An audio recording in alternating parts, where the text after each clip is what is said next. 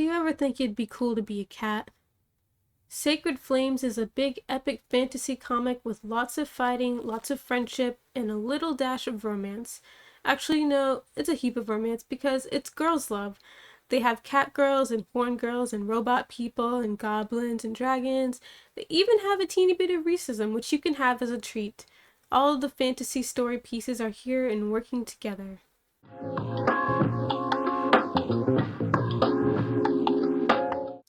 My favorite characters in the story, the first one is Mender. She's one of the female leads, and she's got these cool healing powers and magic powers, and her species creates problems for her that she readily fights through if it means she gets to help others.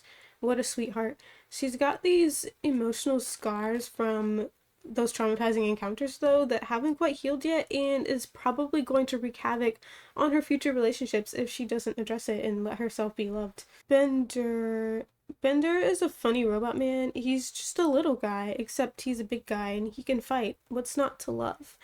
And lastly, Havoc. He had my heart from the moment he popped up randomly in the woods asking for pancakes. He decided that it was the best course of action to follow two girls he just met into the woods in case they provide him with food. I can't say any more about why he's cool because it's gonna be like big spoilers, but yeah. Besides the beautiful, beautiful characters and the great character designs, the fun story progression and the use of cliffhangers made this a very enjoyable experience. In the first chapter, we meet Luna, the cat girl. She wanders into a bar, and this bar has both Bender and Mender in it. In this bar, we learn that misfits are not welcome in this society as the barman and some random lady start making disrespectful comments about our homies. Mender is a cambion, and cambions are basically considered demons here. So everywhere Mender goes in the world is like the world's worst welcome party. Luna is the opposite of these people, and so I think that's part of what makes her character fit in so well. She decides to follow Mender because she's interesting. She thinks she's interesting, which is adorable.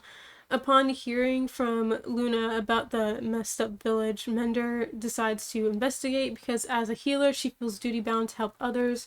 So in the next episode, when they eat before heading out to the village, Havoc appears and just goes with them to the creepy village, and that's where they meet the mercenary guy. He just wants to make money, and that's what motivates him. And Mender, she has money, so he's gonna do what she asks. She asks him to take her to the local lord's castle so they can report what happened to the creepy village so the authorities can take care of the problem. Obviously, that's not gonna work because she's a cambion, they don't listen to her. And so, from this moment, it was then that mercenary guy knew he was doomed to be stuck with them forever because Mender has his money, and Mender gets thrown in jail because the guards at the Lord's castle are really mean. And then in jail, we get to meet our brand new friend. We get another friend, and our other friends are trying to break Mender out of jail.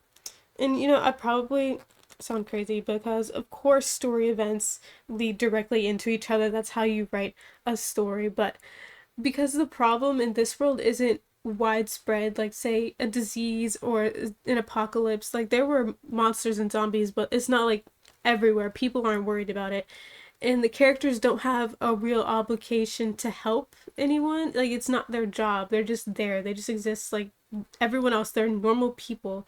It's harder to justify everyone standing together and doing all this, but it was handled nicely. Now, the dialogue is pretty funny, and I would like to attribute it to the correct character as much as possible. So, in the future, I would say consider putting more tails on the speech bubbles. Sometimes they wouldn't have tails, and the color bubble isn't necessarily enough when there's a lot on the panel. And so, occasionally, the characters are speaking to each other, and it'll go to a blank screen, and I lose track of who's speaking, and like, I understand that the color codes are supposed to match their auras, I guess, but sometimes I don't remember that, and it's a little difficult to keep track of. And also, when there's a section where it's just a blank screen. I understand that drawing full color comic like this is, it looks like a lot of effort went into this, and sometimes you don't have it in you to draw that extra panel, but you can copy paste. Nobody's gonna mind if you copy paste the same panel with some slight edits.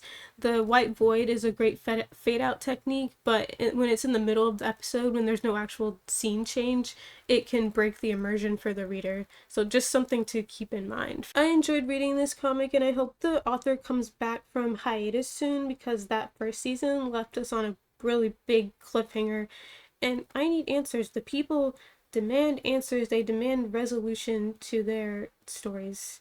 Take all the time you need, though, seriously, but I'll still be here. I'm very patient. I've been waiting for D. Grayman to complete for like 5 years now, maybe 6. See you guys next week.